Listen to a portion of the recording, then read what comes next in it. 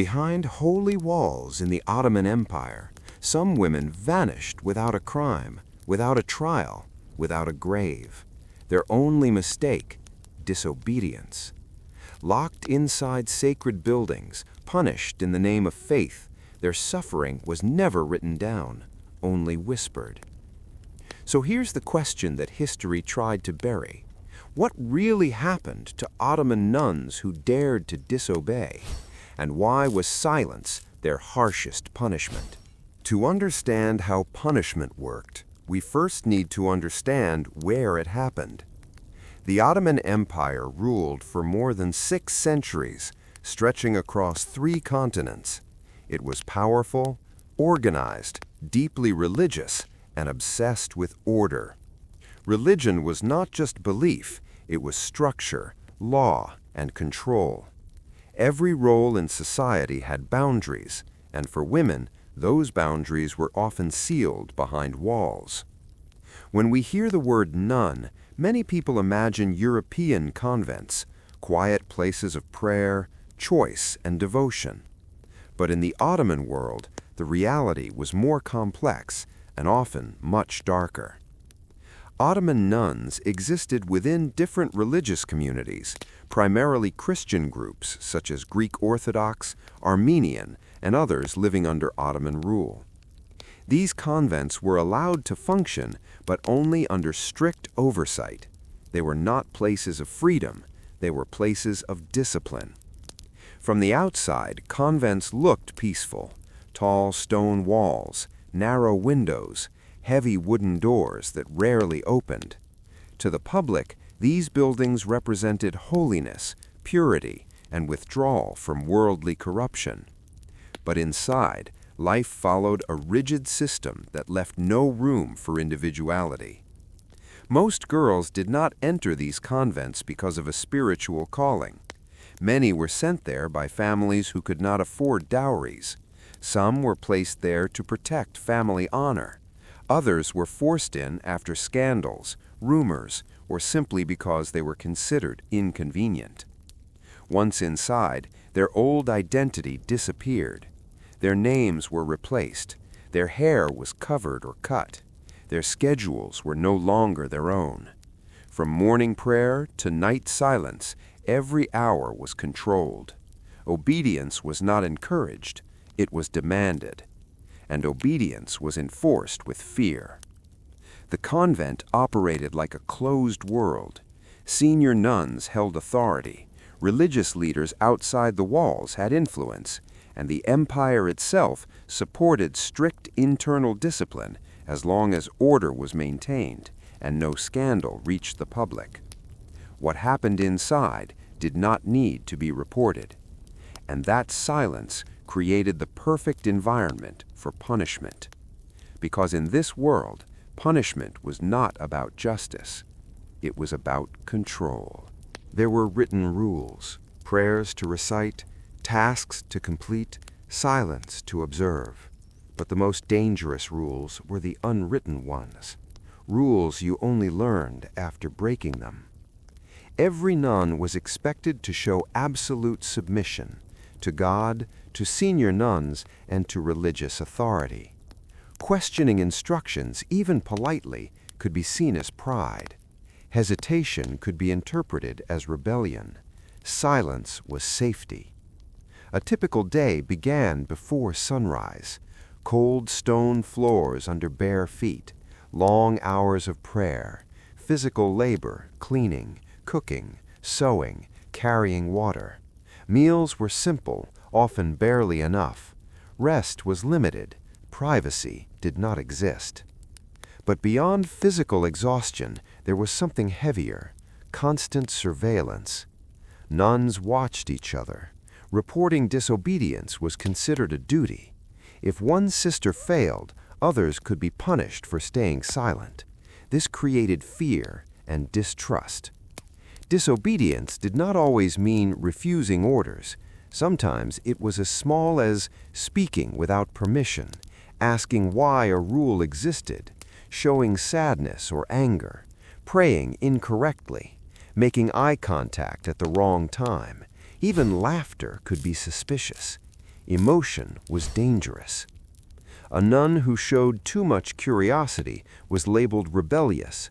One who cried too often was accused of spiritual weakness, and weakness in this system was unacceptable, because obedience was seen as proof of faith. If you obeyed, you were pure. If you disobeyed, you were broken, and broken things needed correction. What made this worse was the lack of clear boundaries. Punishments were not standardized. They depended on who was watching, who was accused, and how much fear the authorities wanted to spread. This uncertainty kept everyone in line.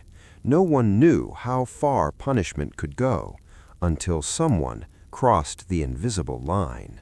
The most terrifying part was this: you didn't need to commit a serious offense to be punished severely. Many punishments began with something small. A nun speaks out of turn during prayer. Another hesitates before obeying an order. One quietly questions a decision made by a senior nun. These moments, insignificant in normal life, became threats inside the convent. At first, punishment might seem mild: extra prayers, longer hours of labor, forced fasting, public scolding in front of other nuns. But these were not corrections, they were warnings. If behavior didn't change, or if authority felt challenged, the punishment escalated. Isolation was one of the most common tools. A nun could be removed from communal life and placed alone in a small cell. No conversation, limited food, no explanation of how long it would last. Days blurred into weeks, weeks into months. Silence was meant to break the mind. Other punishments targeted the body: forced labor far beyond physical limits, carrying heavy loads repeatedly, standing for hours during prayer without rest, sleep deprivation disguised as devotion. And then there was humiliation. A punished nun might be forced to confess her sins publicly, even if those sins were vague or imagined. She was made an example, a message to everyone else. This is what happens when you disobey. The most disturbing part? Many nuns began to believe they deserved it. Years of conditioning taught them that suffering meant purification, that pain brought them closer to God, that resistance was evil. This belief system protected the punishers, because when the victim accepts the punishment, no one questions the system. And this was only the beginning, because for some nuns, disobedience didn't end with isolation or labor. For some, it ended with disappearance. And that is where the story grows even darker. By the time a nun reached this stage, her punishment was no longer meant to correct her behavior. It was meant to erase it. Inside Ottoman convents, the most severe punishments were never written down. No official records, no formal trials, no names. Everything happened quietly, behind locked doors, protected by silence and religious authority. One of the most feared punishments was extended isolation. This was not a quiet room for reflection. It was a narrow stone cell, often cold, sometimes windowless. Light barely entered. Food was reduced to the minimum required to survive, sometimes only bread and water. Days passed without human contact. No one told the nun how long she would remain there. That uncertainty was intentional.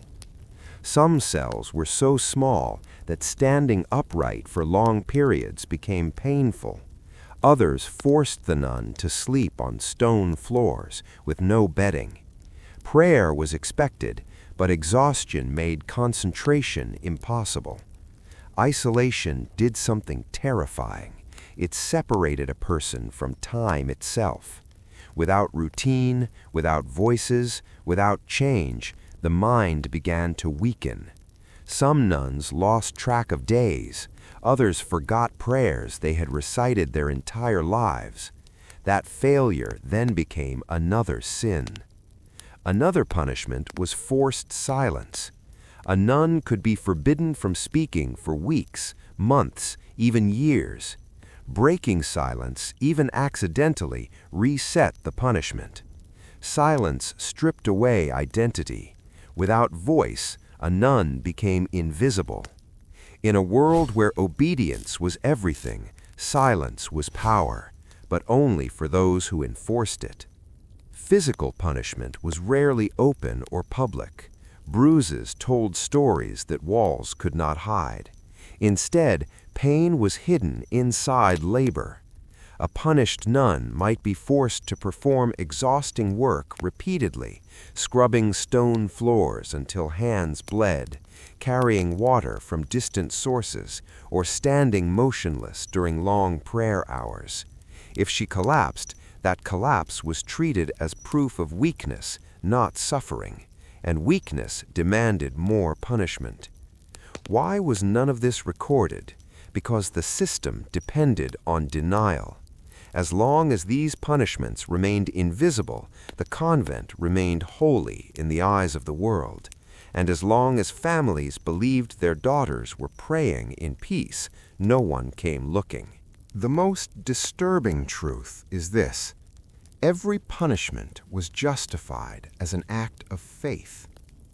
Religious authority taught that suffering cleansed the soul, that obedience proved devotion, that punishment was mercy, not cruelty. This belief blurred the line between discipline and abuse. Senior nuns were not seen as abusers, they were seen as guardians of purity. Religious leaders outside the convent rarely interfered, trusting internal discipline to maintain order. And the Ottoman state did not ask questions as long as no rebellion, scandal, or unrest reached beyond the walls.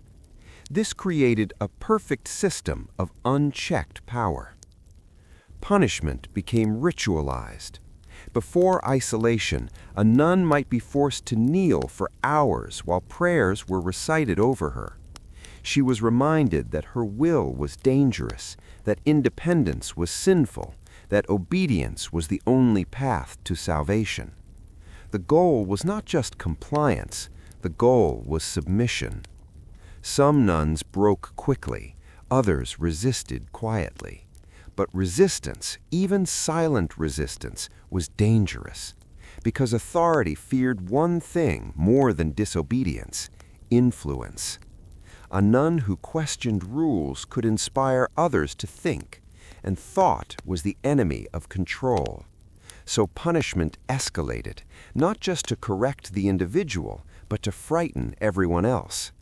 Fear spread faster than words. After a severe punishment, the convent changed. Voices grew quieter, eyes stayed lowered, movements became cautious. The system worked.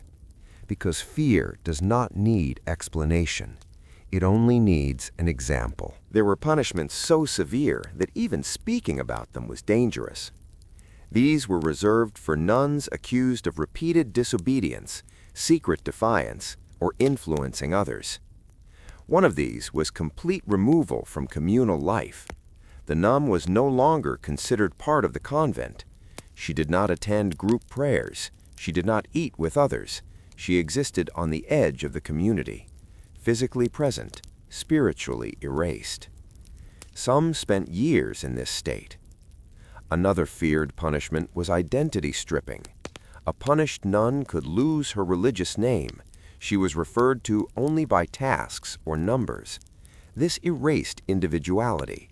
Without a name, she was no longer fully human in the system's eyes.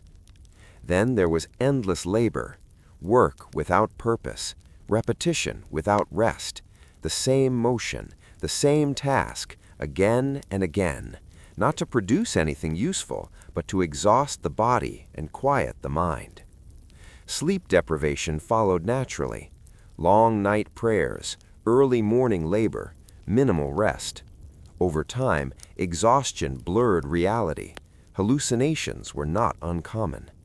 And when a nun showed signs of mental collapse, it was labeled spiritual failure. The final and most terrifying punishment was disappearance. No announcement, no explanation. One day a nun was there, the next day her bed was empty. Her name was never spoken again. Other nuns were taught not to ask questions. To ask was to invite the same fate. Some disappeared nuns were moved to distant institutions. Others were imprisoned for life inside forgotten sections of convents. Some likely died, slowly, quietly, without witnesses. No grave, no record, just absence. And that absence became the strongest punishment of all, because nothing controlled behavior more effectively than the fear of being erased. By this point in the story, one question hangs heavily in the air. If obedience was enforced through fear, was it ever truly a choice? In every convent, there were names that were never spoken again. No prayers were said for them. No explanations were given. Their belongings vanished quietly, as if they had never existed at all. For the nuns who remained, disappearance was the most terrifying punishment, not because it was violent, but because it was absolute. When a nun disappeared, it happened without ceremony. No accusation was announced. No public punishment was shown. One morning, her sleeping space was empty. Her tools were gone. Her name was removed from daily records. And everyone understood the message. Disappearance did not always mean death, but it always meant erasure. Some nuns were transferred to remote religious houses far from cities, places with harsher conditions and no visitors. Others were locked away in forgotten sections of convents, old storage areas, unused rooms, underground chambers, spaces never meant for human life.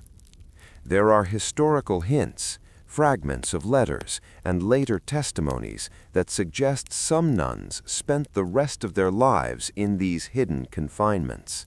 No release date, no communication, no hope of return. Families were rarely informed. If they asked questions, they were told their daughter had been moved for spiritual reasons. In a society where religious authority was rarely challenged, that explanation was enough. And sometimes families did not ask at all. For many, placing a daughter in a convent already meant surrendering her future. Once inside, she belonged to the institution, not to her family. The silence surrounding disappearances served a purpose.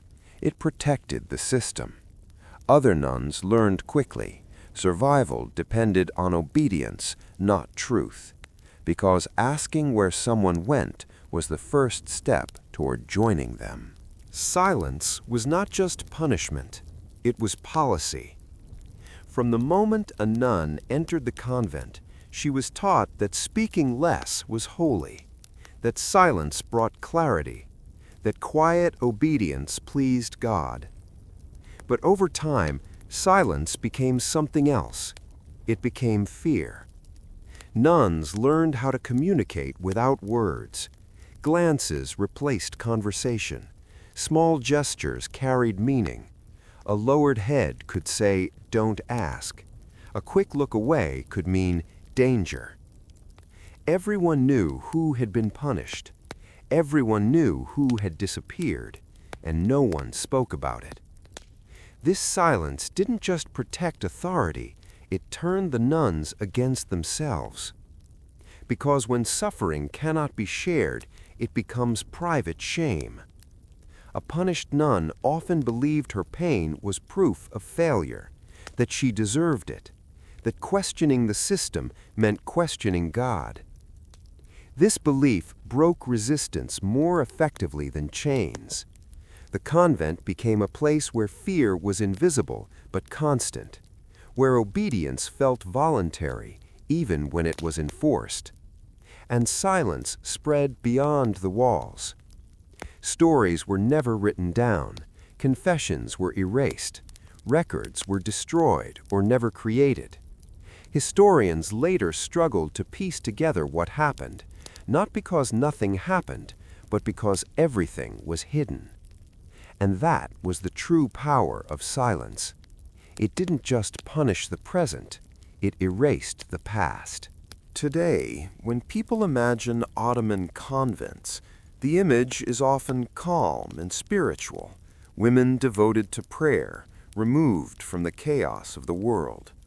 That image is comforting, but it is incomplete. The reality was not constant suffering for every nun. Some found peace, some accepted the rules, some rose within the system and gained authority themselves. But peace existed alongside fear, and devotion existed alongside punishment. Popular history often avoids uncomfortable truths. It prefers stories of architecture, rituals, and faith, while ignoring the human cost behind them. The suffering of these women did not fit heroic narratives. They did not lead armies. They did not write books. They did not leave monuments. They left silence, and silence is easy to ignore.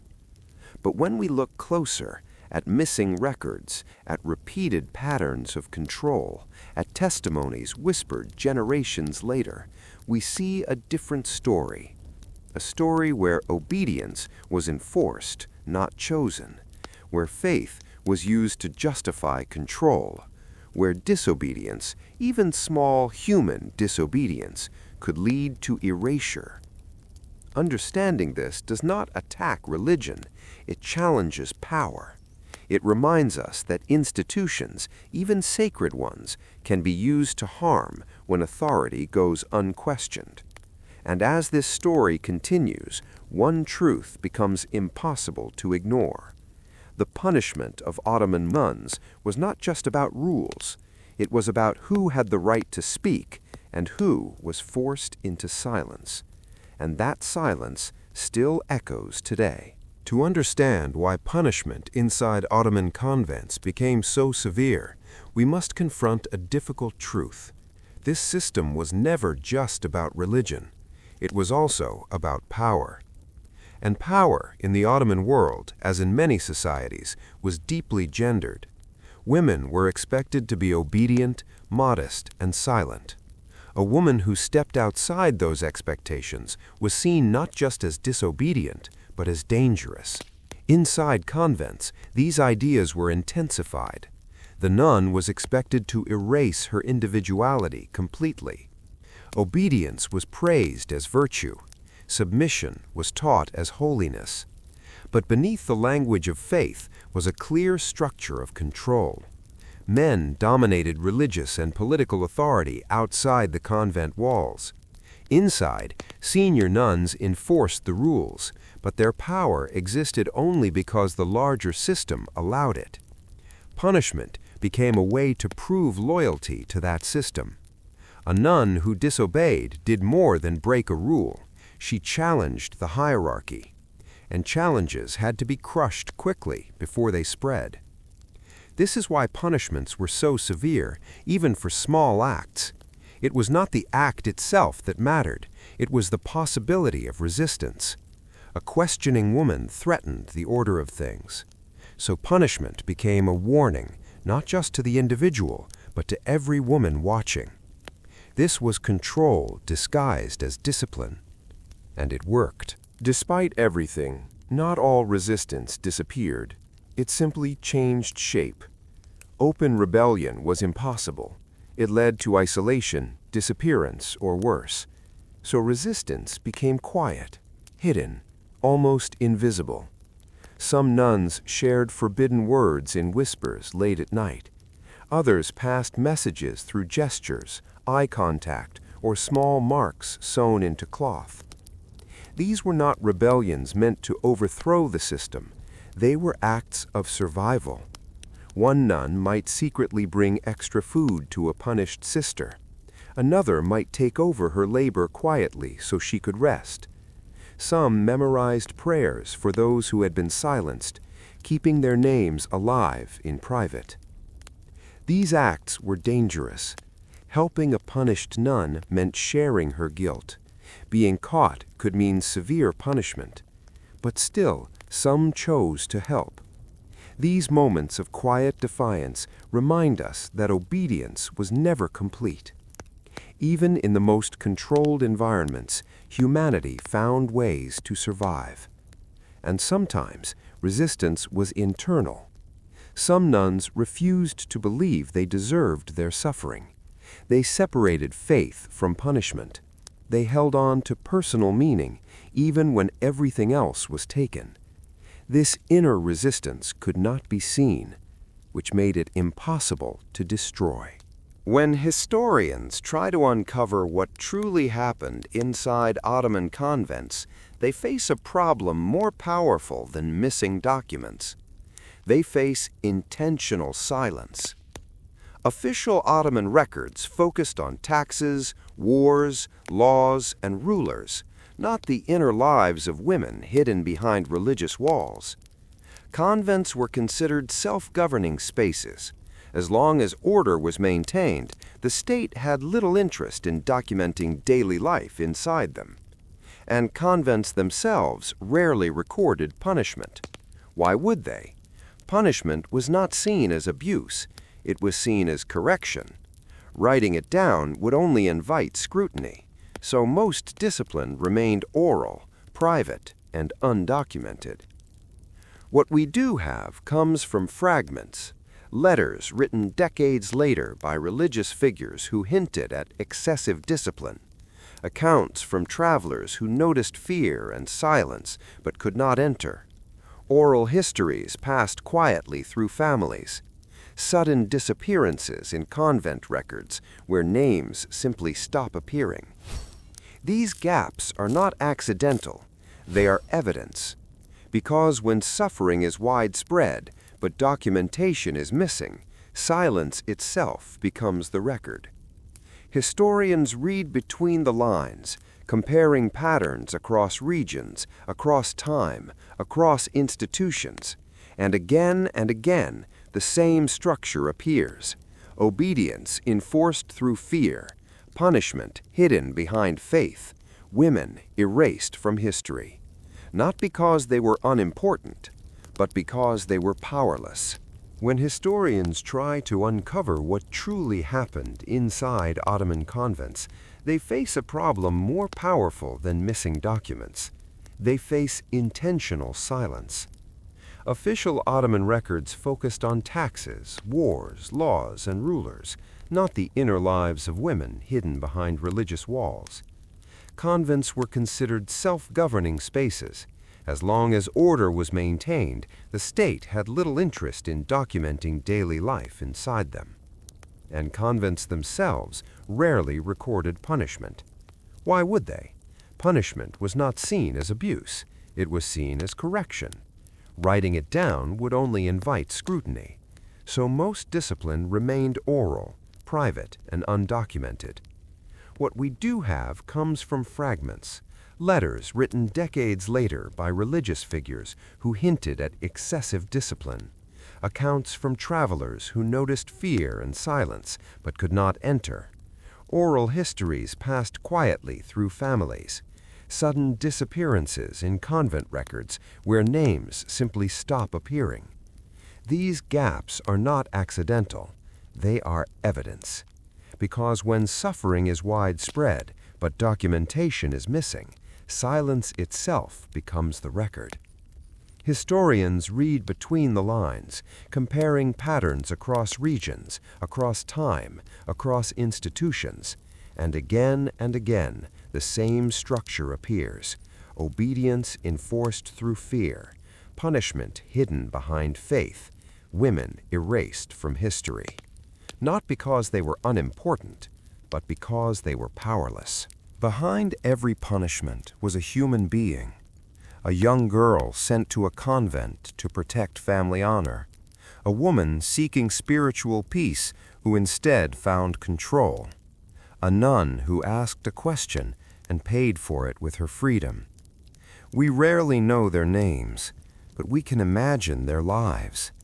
The loneliness of isolation, the hunger disguised as fasting, the exhaustion mistaken for devotion, the confusion of being punished without understanding why. The most painful loss was not physical comfort, it was identity. To be punished was to be told that your thoughts were dangerous, that your feelings were sinful, that your voice did not matter. And over time, many nuns stopped trusting themselves. That damage lasted longer than any punishment. Even those who were never isolated lived in constant fear. Fear of being watched, fear of being reported, fear of becoming invisible overnight. This is the human cost of a system built on silence, not just pain, but erasure. So why don't we hear these stories more often? Because history favors power. It remembers rulers, victories, buildings, and laws. It forgets the quiet suffering of those who had no voice. Women inside convents did not leave memoirs. They did not speak publicly. They were trained not to question and punished when they did. And when later generations looked back, silence was mistaken for peace. But silence does not mean consent. It often means fear. By telling this story, we are not rewriting history. We are completing it. We are giving shape to what was deliberately left blank. This story is not just about the Ottoman Empire. It is about any system where authority goes unquestioned, where obedience is valued more than humanity, where silence is rewarded and curiosity is punished. History shows us how easily faith can be used as control when power is unchecked, and how suffering can hide behind beautiful words.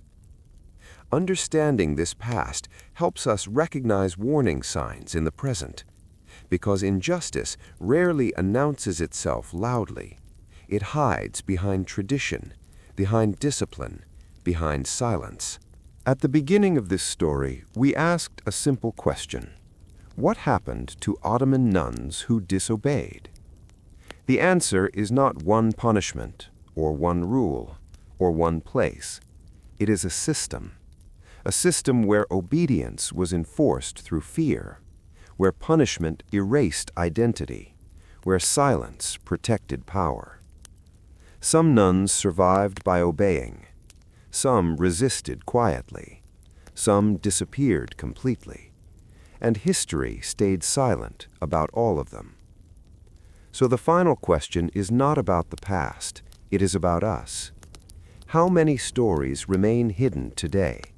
Not because they never happened, but because silence still protects those in power. Because the most dangerous punishment is not pain, it is being forgotten.